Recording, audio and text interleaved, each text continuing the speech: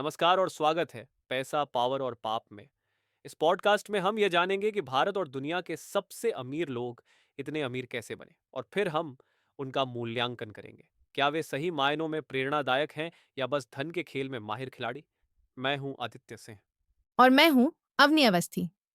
हर episode में हम एक ऐसे बिजनेसमैन को चुनेंगे जो हमें दिलचस्प लगता है और जानेंगे कि उसने जीरो से हीरो तक की यात्रा कैसे तय की। तो यह शो किस तरह चलेगा? सबसे पहले हम ये जानेंगे कि उस शख्स ने अपनी पहली कमाई कैसे की और फिर कैसे उसने उस कमाई को अरबों में बदला। और आपको इन अमीर लोगों में इतनी दिलचस्पी क्यों है? असल में जब आप किसी अरबपति की बात करते हैं तो आप एक ऐसे शख्स की बात कर रहे होते हैं जो देश की इकॉनमी, पॉलिसीज और सामाजिक संरचना तक को प्रभावित कर सकता है। लेकिन उनकी जवाबदेही केवल उनके शेयर होल्डर्स के प्रति होती है। इसी कारण मुझे दिलचस्पी है यह समझने में कि वे किन रास्तों से इस मुकाम तक पहुंचे। क्या उन्होंने समाज में कोई पॉजिटिव बदलाव किया या सिर्फ अपने लिए पैसा कमाया? मुझे इस बात में दिलचस्पी है कि यह सिस्टम काम कैसे करता है। एग्जाम्पल के लिए, भारत में केवल 100 से भी कम अरबपतियों के पास देश की कुल संपत्ति का बड़ा हिस्सा है, जबकि करोड़ों लोग गरीबी में जी रहे हैं। यह बहुत बड़ी असमानता है। सवाल ये उठता है कि क्या यह सिर्फ मेहनत और टैलेंट का नतीजा है या फिर सिस्टम में कोई ऐसी खामी है जिससे कुछ लोग बेइंतहा अमीर बन जाते हैं। मैं खुद इस विषय पर एक संतुलित दृष्टिकोण रखना चाहता हूँ। इस पॉडकास्ट का मकसद है कि हम अमीरों की कहानियों को सुनें और खुद तय करें कि वे कितने सही या गलत हैं। आज के एपिसोड में हम बात करने जा रहे हैं एक ऐसे व्यक्ति की जिसने भारत में ई कॉमर्स की परिभाषा ही बदल दी। एक समय पर वे दुनिया के सबसे अमीर व्यक्ति भी थे। जी हाँ, हम बात कर रहे हैं जेफ बेजोस की। उनकी कहानी किसी फिल्मी स्क्रिप्ट से कम नहीं है। वे 2017 से 2021 तक दुनिया के सबसे अमीर व्यक्ति थे। अब वे तीसरे स्थान पर हैं, लेकिन यह भी कोई छोटी बात नहीं है। हाँ, और उनकी संपत्ति बहुत उतार चढ़ाव झेलती है। कभी कभी तो वे कुछ ही हफ्तों में 80 अरब डॉलर या 66,000 करोड़ खो देते हैं, जो कि कई देशों की जीडीपी से भी ज्यादा है। वे दुनिया के पहले सेंटी अरबपति भी हैं। मतलब मतलब, पहले व्यक्ति जिनकी कुल संपत्ति 100 अरब डॉलर के पार गई। अब उनकी संपत्ति थोड़ी कम हुई है, लेकिन अभी भी 140 अरब डॉलर के आसपास है। हाँ, और जब आपके पास इतना पैसा हो तो आपको खर्च करने के लिए कुछ बहुत बड़ा चाहिए। इसीलिए उन्होंने अंतरिक्ष यात्रा में हाथ आजमाया। बिल्कुल। उन्होंने ब्लू ओरिजिन के नाम से अपनी खुद की स्पेस कंपनी शुरू की और इस प्रोजेक्ट में 5 अरब डॉलर से भी ज्यादा खर्च किए। और ये कोई संयोग नहीं था, वे बचपन से ही साइंस फिक्शन के बड़े फैन रहे हैं। और हाँ, स्टार ट्रैक के फैंस के लिए एक मजेदार फैक्ट, उन्होंने कैप्टन जीन ल्यूक पिकार्ड की यूनिफॉर्म भी खरीदी है। यानी अब भी वो बचपन की स्पेस फिल्मों से जुड़े हुए हैं। बिल्कुल। उनके जीवन में एक और अनोखा रिकॉर्ड जुड़ा है, अब तक का सबसे महंगा डिवोर्स। उन्होंने अपनी पहली पत्नी को 38 अरब डॉलर दिए, जो अब तक का सबसे बड़ा तलाक समझौता माना जाता है। और इस एक झटके में उनकी पहली पत्नी भी दुनिया की सबसे अमीर महिलाओं में शामिल हो गई, जो बुरा सौदा नहीं है। हाँ, शायद वह दुनिया के टॉप 100 सबसे अमीर लोगों में भी आ गई, जो कि जैसा तुमने कहा, कोई मामूली बात नहीं है। और हाँ, उन्होंने अपने सफर में कई चीजें भी इकट्ठा की, जैसे कि अमेरिका का मशहूर अखबार द वॉशिंगटन पोस्ट।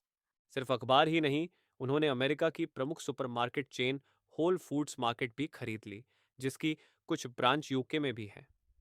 और उन्होंने अब तक की सबसे महंगी टीवी सीरीज भी बनाई, लॉर्ड ऑफ द रिंग्स। दरअसल अमेजन प्राइम, जो उनके बिजनेस का ही एक हिस्सा है, फिल्मों और टीवी शोज बनाने में हर साल 8 अरब डॉलर खर्च करता है। ये रकम कई देशों के ईयरली बजट से भी ज्यादा है। हाँ, एग्जाम्पल के लिए कुछ समय पहले तक भारत की राष्ट्रीय प्रसारण सेवा का बजट भी इसके आसपास ही था। तो अब इस पूरी यात्रा को जरा पीछे ले चलते हैं। आइए देखें कि कैसे एक आम इंसान इस ऊंचाई तक पहुंचा। बचपन से ही वह बेहद होशियार थे। बिल्कुल, उन्हें बचपन से ही बहुत टैलेंटेड माना जाता था। वे 1964 में अमेरिका के न्यू मैक्सिको राज्य के एल्ब्यूकर्की शहर में पैदा हुए थे। ब्रेकिंग बैड देखने वालों के लिए, हाँ, यह वही जगह है जहां वह शो सेट किया गया था। और उनका असली नाम जेफ जॉर्गेनसन था। हाँ, उनके माता पिता उस समय काफी यंग थे। उनकी माँ तब स्कूल में ही थी जब उन्होंने जेफ को जन्म दिया। ये वह दौर था जब इतनी कम उम्र में माता पिता बनना बहुत ही असामान्य माना जाता था। और उनके बायोलॉजिकल पिता पेशेवर यूनिसाइकिल हॉकी खिलाड़ी थे। वैसे ये असली खेल है। मैंने खुद इसकी पुष्टि की। ये कुछ कुछ पोलो जैसा है, लेकिन घोड़ों की जगह एक पहिए वाली साइकिल होती है। ये खेल थोड़े समय के लिए अल्बुकर्क में मशहूर हुआ था, लेकिन उनके पिता ज्यादा समय तक उनके जीवन में नहीं रहे। एक समय पर वह अल्बुकर्की में बड़े नाम थे, लेकिन दुनिया ने उन्हें भुला दिया। इसके बाद जेफ ने अपने सौतेले पिता का नाम अपना लिया। हाँ, उनके बायोलॉजिकल पिता तस्वीर से गायब हो चुके थे और उनकी माँ की दूसरी शादी हो गई। जब वह लगभग 3 साल के थे, तब उनके नए पिता ने उन्हें गोद ले लिया।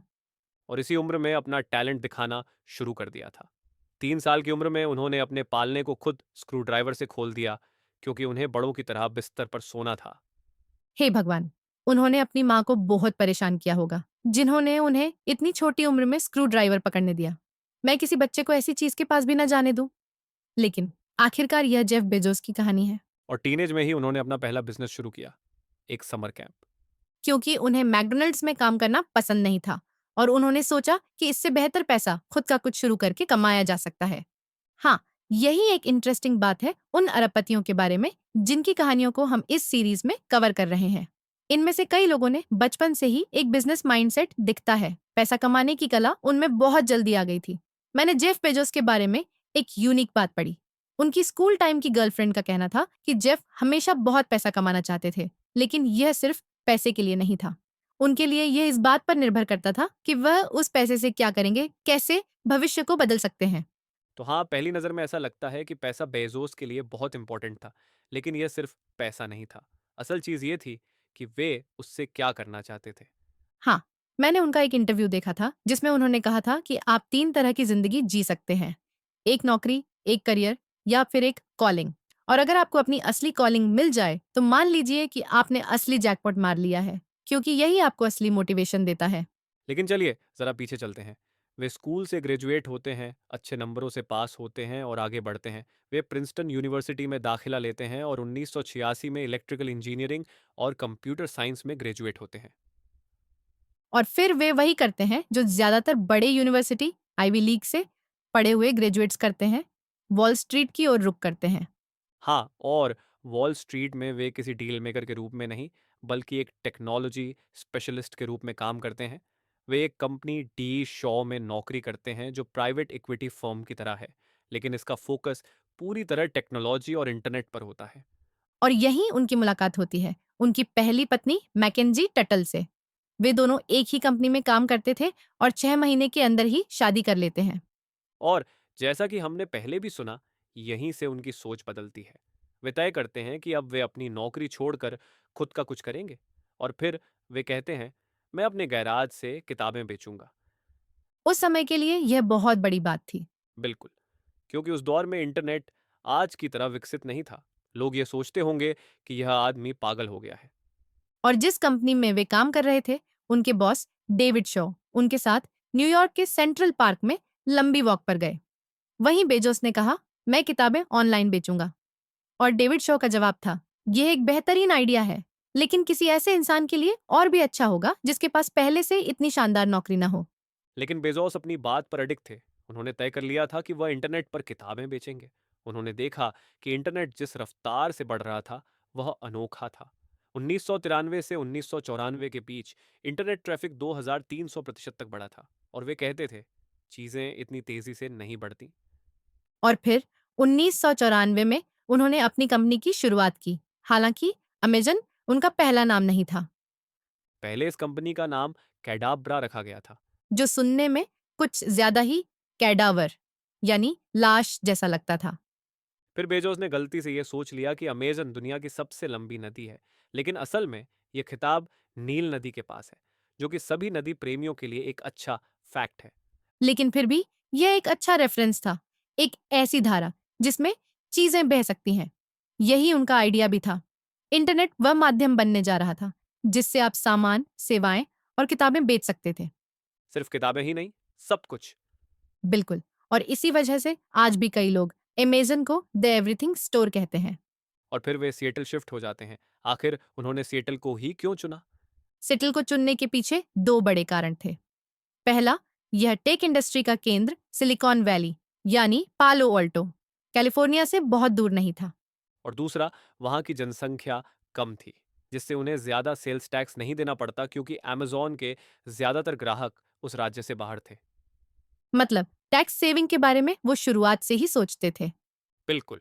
तो आप देख सकते हैं कि उनका दिमाग किस तरह तेजी से चलता था। वे शुरू से ही दूर का सोच रहे थे। कैसे लागत को बचाया जाए, कैसे फालतू खर्च से बचा जाए, लेकिन क्वालिटी से कोई समझौता ना हो। और उन्होंने अपने ही पैसे से $10,000 की इन्वेस्टमेंट और जान पहचान वालों से लोन लिया, जिसमें उनके माता पिता से मिले $1 लाख भी शामिल थे। और 1995 में अमेज़न की धमाकेदार शुरुआत हो गई। और उन्होंने एक मजेदार आइडिया भी रखा। जब भी कोई बिक्री होती थी तो एक घंटी बजाई जाती थी। लेकिन कुछ हफ्तों में ही उन्हें इसे बंद करना पड़ा, क्योंकि घंटी बिना रुके बज रही थी। ऐसा होना भी लाजमी था, क्योंकि वे किताबों को उनकी लिस्टेड कीमत से 40% कम दाम पर बेच रहे थे। वे थोक विक्रेताओं से 50% डिस्काउंट पर खरीदते थे और ग्राहकों को 40% कम में बेचते थे। इस तरह वे थोड़ा मुनाफा कमा रहे थे। लेकिन वह वाकई ज़ीरो से शुरू कर रहे थे। शुरुआत में खुद बेजोस ही पैकेजिंग करते थे और पार्सल पोस्ट ऑफिस तक लेकर जाते थे। मुझे नहीं लगता कि वो आजकल खुद पार्सल पोस्ट ऑफिस तक ले जाते होंगे। लेकिन शुरुआती दिनों में अमेज़न को जो थोक विक्रेता किताबें सप्लाई कर रहे थे, वे केवल 10 या उससे ज्यादा किताबों का ऑर्डर ही स्वीकार करते थे।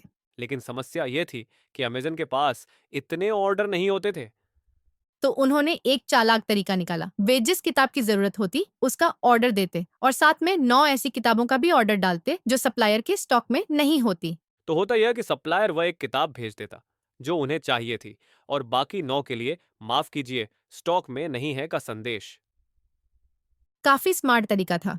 यह साबित करता है कि बिजनेस में छोटे छोटे इनोवेशन ही आगे बढ़ाते हैं। क्योंकि उस समय अगर आपको किताब खरीदनी होती तो मुझे पता है कि यह अजीब लगेगा, लेकिन आप कैसे खरीदते? क्या आपको किसी बुक स्टोर में जाना पड़ता था या फिर डाक से कोई ऑर्डर देना पड़ता था? बड़े शहरों में इनकी बड़ी बड़ी दुकानें होती थीं और किताबें खरीदने का यही मुख्य तरीका था।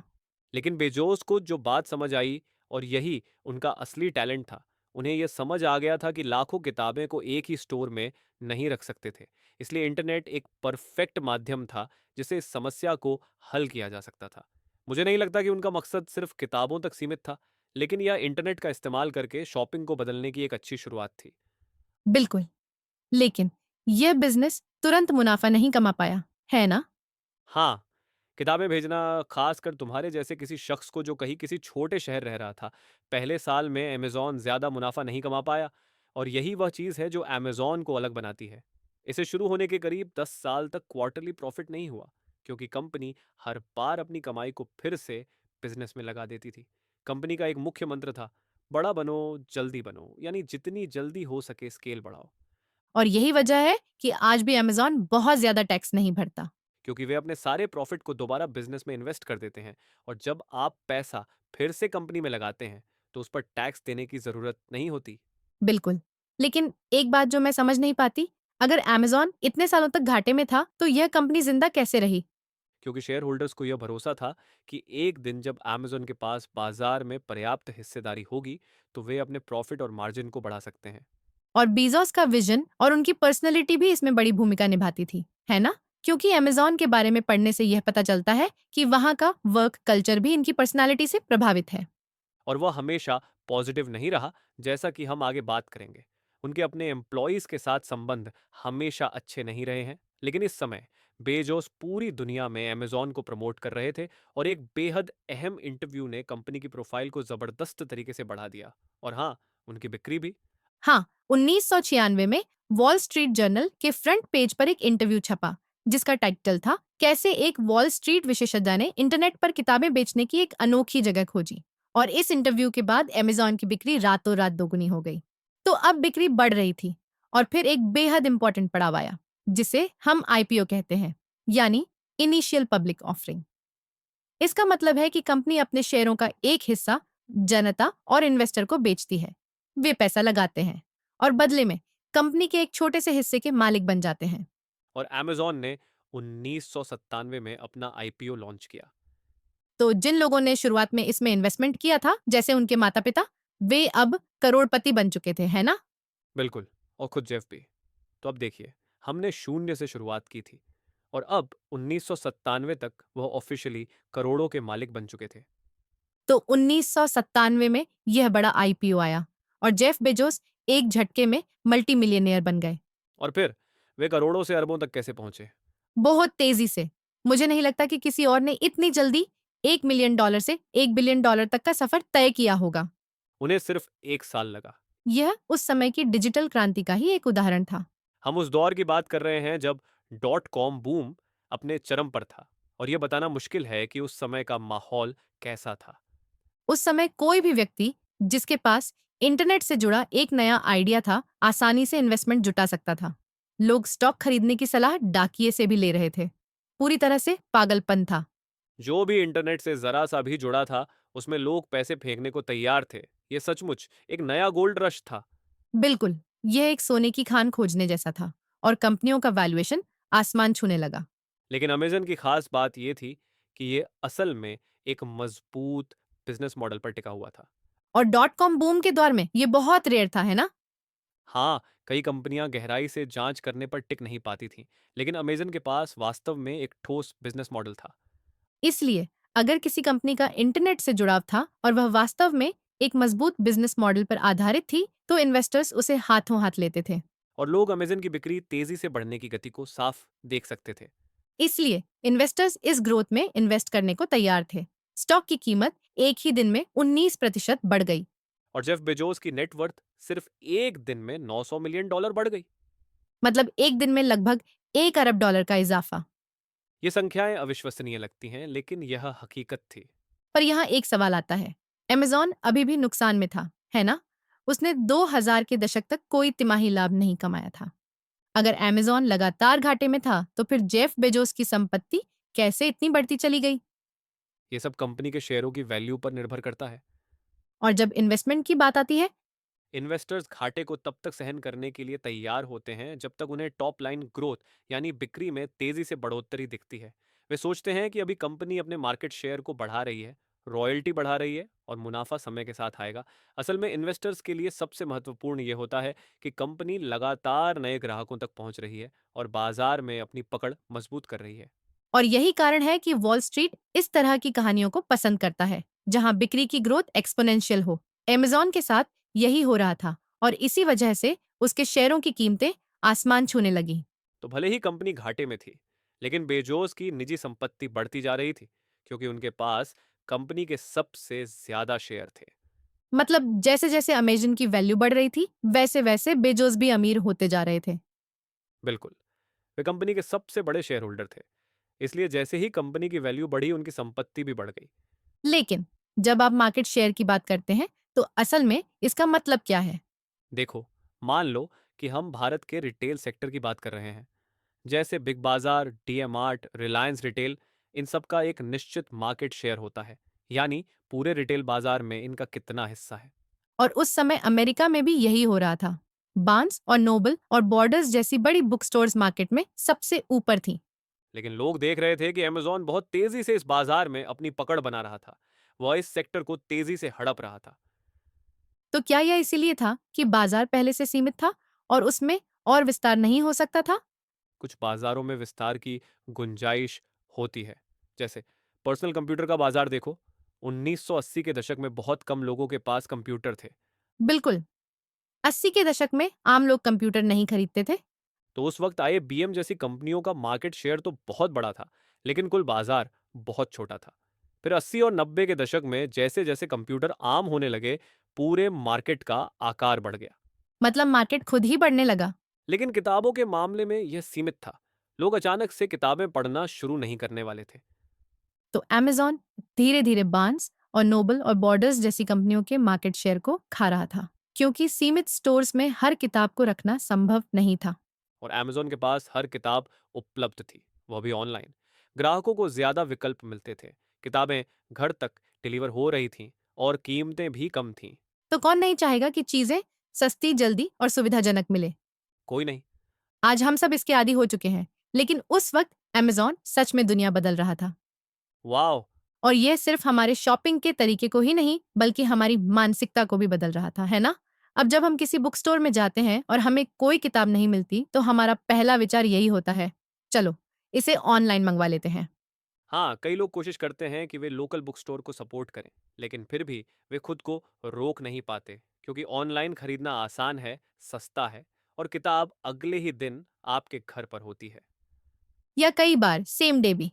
और फिर 1998 में अमेज़न ने सिर्फ किताबों से आगे बढ़कर नए प्रोडक्ट्स बेचने शुरू किए। हाँ, पहले बाजार सिर्फ किताबों तक सीमित था, लेकिन अब अमेज़न ने सीडी, वीडियो और डीवीडी भी बेचना शुरू कर दिया। उन्होंने आईएमडीबी खरीद लिया, जो फिल्म इंडस्ट्री में एक बड़ा नाम है। बिल्कुल, यह फिल्मी दुनिया के लिए किसी इंसाइक्लोपीडिया से कम नहीं था। तो ये साफ दिख रहा था कि बेजोस सिर्फ किताबों तक सीमित नहीं रहना चाहते थे, वे मनोरंजन और मीडिया की दुनिया में भी कदम बढ़ा रहे थे। और उसी साल 1998 में ही उन्होंने एक अनजान सी स्टार्टअप में $2.5 लाख का इन्वेस्टमेंट किया, जिसका नाम था गूगल। और कुछ ही सालों में 2004 तक यह इन्वेस्टमेंट उन्हें $1 और कमा कर देने वाला था। मुझे याद है 1998 में जब पहली बार गूगल का नाम सुना था, तो लोगों की प्रतिक्रिया कुछ ऐसी थी। गूगल, ये क्या चीज़ है? और अब देखो, गूगल तो एक वर्ब बन चुका है। सिर्फ एक मल्टी बिलियन डॉलर कंपनी बनाने के अलावा बेजोस को इन्वेस्टमेंट करने की भी जबरदस्त समझ थी। हम आगे जाकर गूगल पर जरूर बात करेंगे।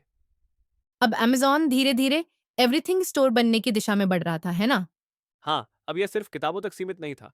इसमें home improvement products, software, video games और गिफ्ट आइटम्स भी शामिल हो गए थे। ये असल में एक ग्लोबल कॉर्नर स्टोर बन रहा था, जहां से आप कुछ भी मंगवा सकते थे। बेजोस को शुरू से ही पता था कि किताबें उनका आखिरी पड़ाव नहीं होंगी। उन्होंने एक बार यह साबित कर दिया कि यह सिस्टम काम करता है। अगर डिलीवरी सिस्टम मजबूत है, स्टॉक की कोई सीमा नहीं है और ग्राहक के पास ज्यादा ऑप्शन है, तो यही बिजनेस मॉडल हर तरह के प्रोडक्ट्स के लिए लागू किया जा सकता है। और उन्होंने इस पूरे सिस्टम को हर मुमकिन प्रोडक्ट पे लागू करना शुरू कर दिया। और 90 के दशक के अंत तक, यानी मिलेनियम के अंत में, बेजोस को टाइम मैगजीन ने पर्सन ऑफ द ईयर घोषित कर दिया। वह इंटरनेट और डॉट कॉम क्रांति के सबसे बड़े आइकॉन बन चुके थे। लेकिन जैसा कि हम जानते हैं, यह डॉट कॉम बूम हमेशा के लिए टिकने वाला नहीं था। फिर हुआ एक बड़ा झटका। डॉट कॉम बबल आखिरकार 90 के दशक के अंत में फूट गया और अमेज़न भी इससे अछूता नहीं रहा। 1999 से 2000 के बीच सिर्फ एक साल में इसकी शेयर कीमत लगभग 90% गिर गई। अमेज़न की किस्मत अच्छी थी, क्योंकि इस संकट में सैकड़ों कंपनियां पूरी तरह से मिट गईं। लेकिन अमेज़न के पास उस समय तक एक फाइनेंशियल कुशन था जो उन्हें इस तूफान से बचा सकता था। इन्वेस्टमेंट बैंक मॉर्गन स्टैनली में काम कर रही रूथ पोरेट, जो अब गूगल की पेरेंट कंपनी अल्फाबेट की सीएफओ हैं, उन्होंने अमेज़न को सलाह दी कि वे यूरोप में अपने कुछ शेयर और सिक्योरिटीज बेच दें। और इससे उनके पास सैकड़ों मिलियन डॉलर का एक बैकअप तैयार हो गया। और यह सौदा उन्होंने क्रैश से एक महीने पहले कर लिया। अगर उनके पास ये बैकअप ना होता, तो शायद आज अमेज़न हमारे सामने ना होता। मतलब अमेज़न लगभग डूबने ही वाला था, लेकिन किस्मत और सही फैसलों की वजह से वह बच गया। और फिर 2002 में अमेज़न ने पहली बार तिमाही लाभ दिखाया, सिर्फ $5 मिलियन का। यह अमेज़न की स्थापना के 8 साल बाद हुआ। काफी उतार चढ़ाव भरी यात्रा रही, लेकिन सवाल ये है कि जब बेजोस खुद इतना पैसा बना रहे थे, तो अमेज़न में काम करना कैसा था? कहा जाता है कि वह काफ़ी कंजूस थे, या अगर इसे अच्छे शब्दों में कहें, तो बेहद किफ़ायती। उस दौर में कई टेक कंपनियां अपने कर्मचारियों को मुफ्त लंच, मसाज जैसी सुविधाएं देती थीं, लेकिन अमेज़न में कर्मचारियों को बस कॉफी और केले ही मिलते थे। और जब कंपनी नए ऑफिस में शिफ्ट हुई, तो बेजोस ने फर्नीचर के नाम पर लकड़ी के दरवाजों से बनी टेबल लगवाई। और इसकी वजह थी ग्राहकों के लिए लागत को कम रखना। तो यही वजह थी कि वे हर छोटी से छोटी चीज में भी बचत करते थे।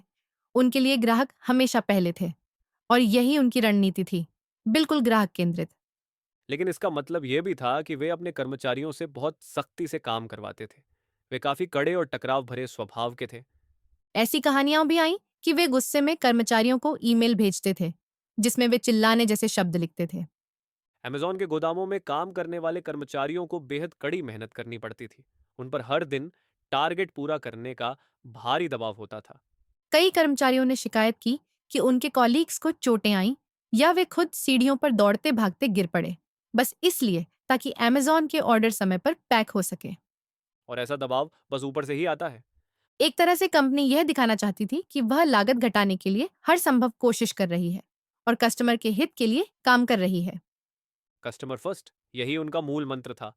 वह यह जताने की कोशिश कर रहे थे कि वो हर संभव कोशिश कर रहे हैं कि कस्टमर्स को सबसे कम कीमत पर सबसे अधिक सुविधा मिले। लेकिन इस तरह के दबाव में हर कोई नहीं टिक पाता।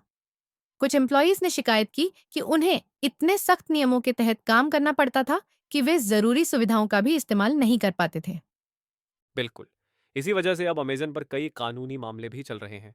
खास तौर पर डिलीवरी ड्राइवरों ने कंपनी पर आरोप लगाए हैं कि उनके वर्कप्लेस के नियमों ने लेबर कानूनों का उल्लंघन किया है। इस सब का नतीजा यह हुआ कि अमेजन के वर्क कल्चर की इमेज काफी सख्त बन गई। यही वजह है कि कंपनी कई बार यूनियनों से भी टकराई है। अमेरिका के कुछ राज्यों में तो यह संघर्ष इतना बड़ा था कि यूनियनों को मान्यता ही नहीं दी गई। हालांकि कुछ प्रोग्रेस हुई है, लेकिन यह साफ दिखता है कि अमेजॉन अपने एम्प्लॉयज के संगठित होने के पक्ष में नहीं है। इतना ही नहीं, कंपनी ने यूनियन विरोधी गतिविधियों में मदद करने के लिए कई कानूनी फर्मों की सेवाएं भी लीं। असल में इस तरह का वर्कप्लेस एनवायरनमेंट अचानक नहीं बनता। और यह मानसिकता अमेजन के शुरुआती दिनों से ही बेजोस की सोच से जुड़ी हुई है। ये किसी भी एम्प्लॉई के लिए चौंकाने वाली बात हो सकती है कि वह कठिन परिस्थितियों में काम कर रहा हो, जबकि वही व्यक्ति जो यह सख्ती लागू कर रहा है लगातार अमीर होता जा रहा है। शायद यह वही ह्यूमन टच है जिसकी अमेजन में हमेशा से कमी रही है। अगर आप उन लोगों के इंटरव्यू पढ़ें जिन्होंने बेजोस के साथ काम किया है, चाहे वे फैक्ट्रियों में हों या गोदामों में, तो वे यही बताएंगे कि बेजोस बेहद लक्ष्य केंद्रित व्यक्ति थे, लेकिन उनमें सहानुभूति की कुछ कमी थी। क्योंकि उनके लिए मुनाफे की हर बूंद निचोड़ना ही सबसे अहम था। उनकी प्राथमिकता यही थी कि कस्टमर्स को सबसे कम कीमत में चीजें मिलें। और यही माइंडसेट अमेजन प्राइम की सफलता का भी कारण बना। जब आप अमेजन प्राइम मेंबर बन जाते हैं तो आपको कई चीजें मुफ्त में मिलती हैं। Free delivery, exclusive sale, TV shows, फिल्में, सब कुछ एक ही प्लेटफॉर्म पर। और जब एक बार आप अमेजन के इस इकोसिस्टम में आ जाते हैं, तो इससे निकलना मुश्किल हो जाता है। यह एक तरह से आपको बांध लेता है। और यही है अमेजन इम्पैक्ट, जिसकी वजह से कंपनी ने हर सेक्टर में अपनी जगह बना ली। बिल्कुल।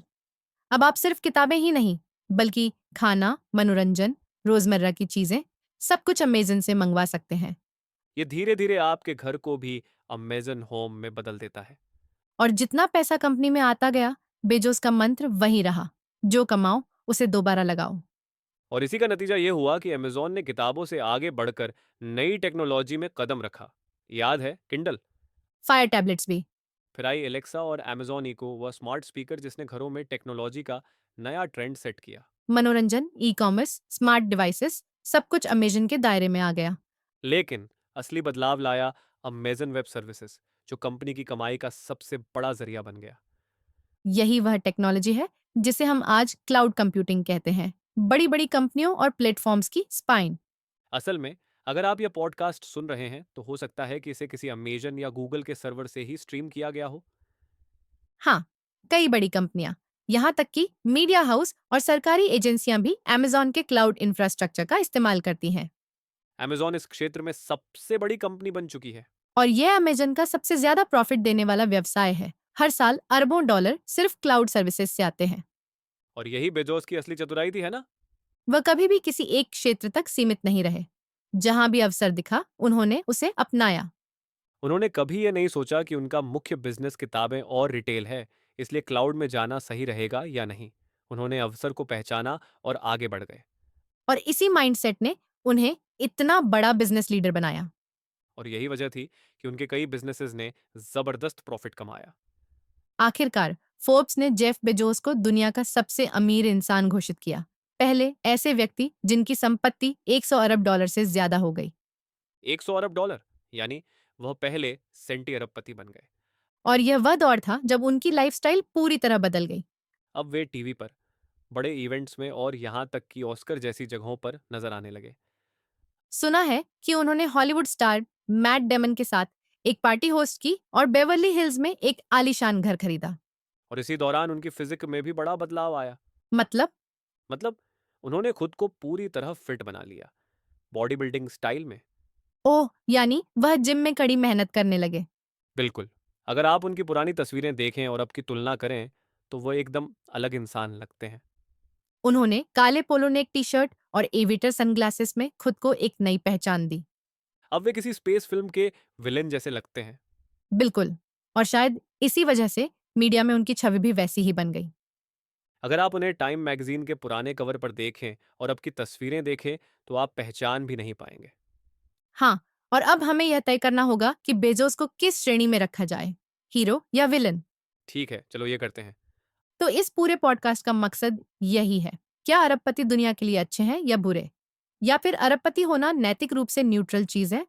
तो इसे समझने के लिए हमने कुछ श्रेणियां बनाई हैं, जैसे कि उनका प्रभाव, उनकी सामाजिक जिम्मेदारी और नैतिकता। हम इन्हें 10 में से स्कोर देंगे और यह तय करेंगे कि यह अरबपति अच्छे हैं, बुरे हैं या बस बेशुमार अमीर हैं। यह कुछ कुछ पुराने ट्रेडिंग कार्ड गेम जैसा लगता है, जहां अलग अलग कैटेगरी में स्कोर दिए जाते थे। हम इन्हीं श्रेणियों के आधार पर अपना विश्लेषण करेंगे। तो सबसे पहले बात करते हैं दौलत की। उनका नाम हमेशा सबसे अमीर लोगों में रहा है। 4 साल तक वे दुनिया के सबसे अमीर व्यक्ति रहे। अब वे टॉप पर नहीं हैं, इसलिए मैं उन्हें 10 में से 9 अंक दूंगा। हाँ, क्योंकि वे एक समय सबसे अमीर थे। तो क्या हम आधे अंक जोड़ सकते हैं? तो 9.5। 9.5। ठीक है, 9.5 कर देते हैं। अमीरी के मामले में वे टॉप पर हैं। अब बात करते हैं साधारण से अरबपति बनने की यात्रा। वे कितनी दूर तक आए?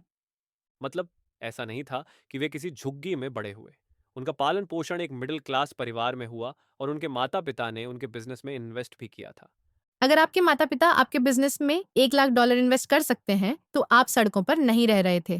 बिल्कुल। तो यह गरीबी से अमीरी की कहानी नहीं, बल्कि एक साधारण जीवन से असाधारण ऊंचाइयों तक पहुंचने की कहानी है। हाँ, इसलिए वे पूरी तरह रैग्स टू रिचेज नहीं कहे जा सकते। मैं उन्हें 6 दूंगा। मैं साथ दूंगी, क्योंकि दुनिया का पहला सेंटी अरबपति बनना कोई छोटी बात नहीं है। अगर उन्हें ये स्कोर पता चले तो शायद उन्हें झटका लगे। अब अगली श्रेणी, नेगेटिव इमेज।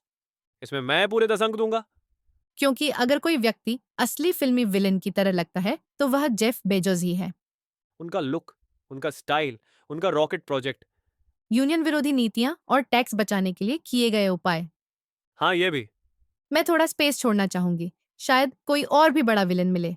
मैं उन्हें 9.5 दूंगी। हो सकता है कि हमें आगे कोई और भी बड़ा कंट्रोवर्शियल अरबपति मिले। तुम्हें लगता है? देखो, वह एक पॉपुलर कैरिकेचर में फिट होते हैं, लेकिन ऐसा भी नहीं कि उन्होंने किसी को मार दिया हो। नहीं, सीधे तौर पर तो नहीं। लेकिन हो सकता है कि इस पॉडकास्ट में हम उन अरबपतियों के बारे में भी बात करें जिन्होंने वास्तव में कुछ ज्यादा खतरनाक काम किए हैं। देखते रहिए। तो चलो, नेगेटिव इमेज के लिए मैं 9 अंक देती हूँ। ठीक है, मैं 9.5 दूंगा। ठीक है। अब बात करते हैं चैरिटी की। उन्होंने चैरिटी के क्षेत्र में ज्यादा कुछ नहीं किया, है ना? नहीं, ज्यादा नहीं। अगर आप बिल गेट्स को देखें, तो उन्होंने 40 से $50 अरब दान कर दिए हैं। वॉरेन बफेट ने भी कहा है कि वे अपनी पूरी संपत्ति दान में दे देंगे। अमेरिका में यह काफी आम बात है। लोगों को अमीर बनने से कोई दिक्कत नहीं होती, लेकिन उनसे यह अपेक्षा की जाती है कि जब वे टॉप पर पहुंचे तो समाज को कुछ लौट आए। जब आप बहुत अमीर हो जाते हैं तो एक समय के बाद चैरिटी ही आपकी पहचान बन जाता है। लेकिन बेजोस के मामले में ऐसा कुछ खास नहीं दिख रहा। उन्होंने हाल में ही भारत में $347 मिलियन का रिन्यूएबल एनर्जी प्रोजेक्ट लॉन्च किया है, जो कि उनके लिए कोई बड़ी रकम नहीं है। मगर फिर भी मुझे लगता है कि भारत के साथ रिश्तों की ठीक ठाक शुरुआत है। मगर मुझे ये भी लगता है उन्हें करने के लिए बाध्य किया गया है। वैसे भी उनके लिए ये बहुत कम कीमत है। मुझे लगता है ये उनके लिए चॉकलेट खरीदने जैसा है। उनकी पूर्व पत्नी मैकेंजी ने जब उनसे तलाक लिया, तो उन्होंने अपनी संपत्ति का बड़ा हिस्सा दान में देना शुरू कर दिया।